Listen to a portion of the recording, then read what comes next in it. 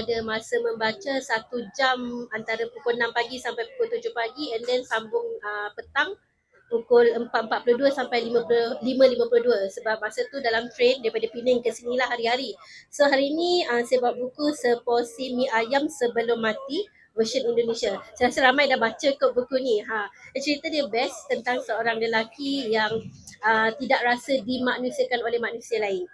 Jadi dalam tempoh 24 jam tu dia hanya tahu diri dia ingin mati sahaja dengan merasakan mi ayam yang terakhir. Sedangkan pada masa itulah Tuhan nak uji dia dengan pelbagai manusia-manusia yang dijumpai di luar lah. Asalnya hanya pergi untuk membeli mi ayam yang terakhir, lalu dia terjebak dengan pelbagai kisah kehidupan manusia-manusia di sekelilingnya yang mengajar bahawa hidup ini sebenarnya tidaklah semudah yang disangka dan perlukan kesungguhan untuk menjadi yang lebih baik. So saya ambil petikan sedikit sebab Indonesia ni bahasa dia lebih menjiwai berbanding terjemahan bahasa Melayu lah.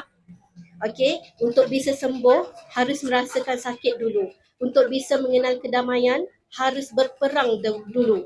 Untuk bisa mengenal apa itu bahagia harus pernah sedih dulu. Untuk bisa bangkit melawan harus jatuh kalah dahulu.